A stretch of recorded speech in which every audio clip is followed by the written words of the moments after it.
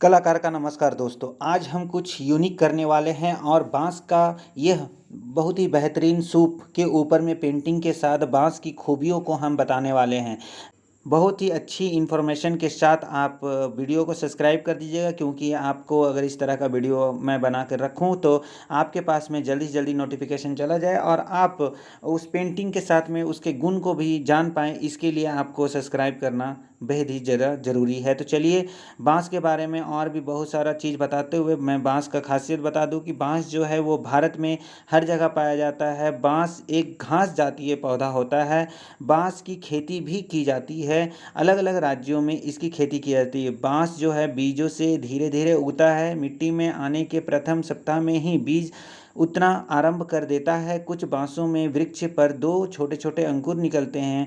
10 से 12 वर्षों के बाद काम लायक बाँस तैयार होते हैं। इसका जो प्रोसेस होता है काफ़ी ज़्यादा लंबा होता है, जैसे कि आपने अभी सुना कि 10 से 12 साल लगता है। जी हाँ, और बाँस का जो लाइफ़ होता है वो पूरा का पूरा अगर हम बताएँ आपको तो 100 साल होता है।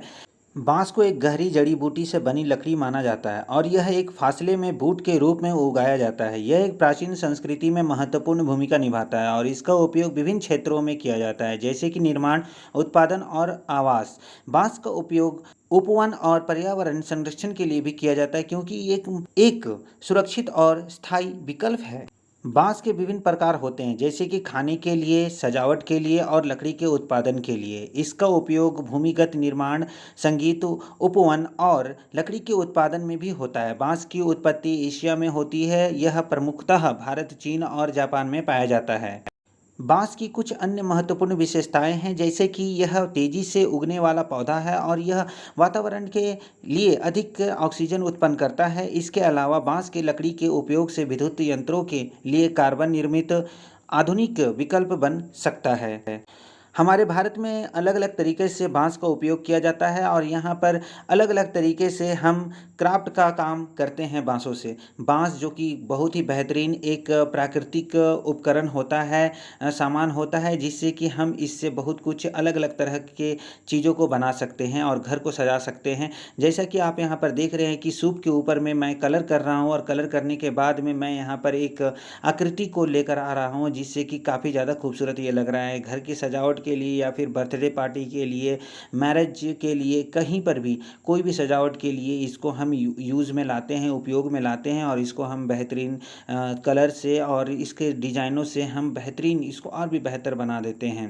तो जिस तरह से आप यहाँ पर देख रहे हैं कि मैं यहाँ पर कर रहा हूँ स्टेप बाय स्टेप, मैं सारा का सारा एक्रिलिक कलर का यूज़ कर रहा हूँ, जिससे कि कभी भी पानी अगर भविष्य में लगे तो कोई ख़राब ना हो, क्योंकि सूखने के बाद में एक्रिलिक कलर बहुत ही अच्छा हो जाता है। मैं यहाँ पर हर एक ब्रश का यूज़ कर रहा हूँ, चाहे वो छोटा ब्रश हो, बड़ा ब्रश हो।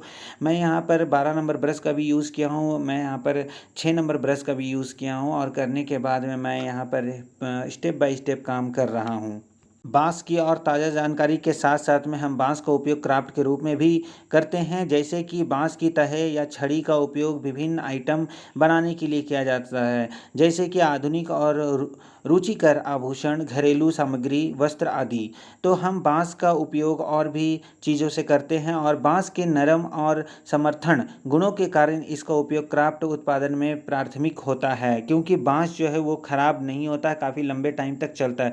जैसा कि आप यहाँ पर देख रहे हैं कि मैं यहाँ पर तैयार कर चुका हूँ और ऊपर से नीचे इसका खूबसूरती देखिए।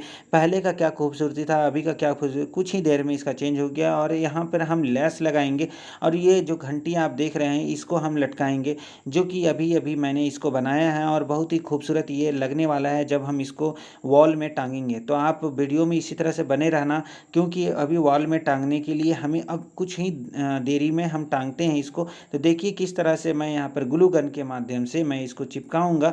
अभी यहाँ पर मैं लेस को काट रहा हूँ और उसके बाद में चिपकाने के बाद में इसका खूबसूरती देखिए। ये हमारे पास में ग्लू गन आ चुका है, इसको गर्म होने के लिए टाइम लगा था, थोड़ा-सा टाइम मैंने लिया है। अब यहाँ से देखिए किस तरह से मैं एक साइड से यहाँ पर ग्लू लगा रहा हूँ और ग्लू लगाने के बाद में लेस को मैं चिपकाऊँगा। तो थोड़ा-थोड़ा करके ग्लू तो लगाना ही होगा।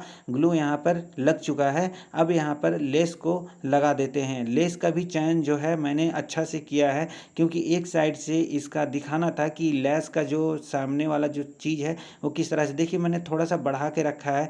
बढ़ाने का रीज़न ये है कि पीछे इसको मोड़ना है और मोड़ के चिपका देना है, जिससे कि इसका खूबसूरती और भी अच्छा दिखे, कहीं पर भी ये कटा हुआ ना दिखे, ये मुड़ा हुआ ज़्यादा दिखे। तो इसको मैं कैंची के माध्यम से मैं काट दिया हूँ। अब इसको मैं क्या करूँगा, घुमाऊँगा और घुमाने के बाद में मैं इसको पीछे से भी चिपका दूँगा ग्लू गन के माध्यम से। ग्लू गन यहाँ पर यूज़ हो रहा है तो ये गर्म से होता है, हीट से होता है, जैसा कि आप यहाँ पर देख रहे हैं। मैंने यहाँ पर गन ले लिया है और यहाँ पर ग्लू को मैं लगा रहा हूँ। लगाने के बाद में मैं इसको पलट के इसमें लगा दूँगा तो बहुत ही ईज़ी तरीक़ा से, बहुत ही स्पीड में ये सूख जाता है और जल्दी से जल्दी ये चिपक जाता है। यहाँ पर मैंने दूसरा साइड में भी इसको मैं चिपका रहा हूँ। देखिए, मैं इसीलिए मैं बोला था कि एक्स्ट्रा मैं क्यों निकाल के रख रहा हूँ। तो कितना खूबसूरत ये बन रहा है। चलिए और भी ज़्यादा जानकारी हम इसके बारे में बोलते हैं आपको। जैसा कि आप जानते हैं कि हर एक प्राकृतिक चीज़ जो हमारे प्रकृति को सुरक्षित रखता है, तो बाँस का उपयोग पर्यावरण के लिए कई लाभ प्रदान करता है। कुछ मुख्य कारण हैं प्रदूषण कम करना, संरक्षण क्षेत्र और कार्बन संचय। ये तो हमारा लाभ देता है, लेकिन हानि भी देता है। हानि क्या है कि वृद्धि की तेज़ी और प्राकृतिक प्रक्रियाओं में बदलाव। इसका मतलब ये है कि अगर बहुत ज़्यादा मात्रा में बाँस हो जाता है तो उसमें भी हमें प्रॉब्लम होता है। तो बाँस की तेज़ी से वृद्धि की वजह से यह अनियंत्रित रूप से फैल सकता है और ज़मीन को नष्ट कर सकता है। ये बहुत ज़्यादा देखा जाता है। और प्राकृतिक प्रतिक्रियाओं में बदलाव। बाँस के बड़े पौधे का अधिक उपयोग होने से प्राकृतिक प्रतिक्रियाओं में बदलाव हो सकता है, जैसा कि जल की स्तर, जलवायु और अन्य जैव तंत्र। इसका हम देख सकते हैं। इसके अलावा सही प्रबंध के साथ बाँस का उपयोग पर्यावरण के लिए और भी अधिक लाभदायक हो सकता है। इसका हमें जानकारी है, क्योंकि प्रकृति में हमें जो भी प्रकृति के द्वारा मिलता है वो हमें लाभ ही देता है और प्रकृति को बहुत ही ज़्यादा स्वच्छ रखता है। इसीलिए बाँस का उपयोग हमें करना चाहिए और हमेशा करना चाहिए। आज जो मैं बाँस का ये क्राफ्ट बना रहा हूँ, ये हमारे घर को सजावट भी करेगा और बहुत ही ज़्यादा सुरक्षित भी रखेगा। तो चलिए, इस तरह से वीडियो को आप लाइक कर दीजिए, सब्सक्राइब कीजिए और कमेंट करके बताइए कि आप हमारा वीडियो आपको देखकर और आप हमें किस तरह से सपोर्ट कर सकते हैं। तो चलिए, मिलते हैं एक नए वीडियो में एक नई सोच के साथ। अभी के लिए जय हिंद, जय भारत और रखिए हमारे पृथ्वी को स्वच्छ।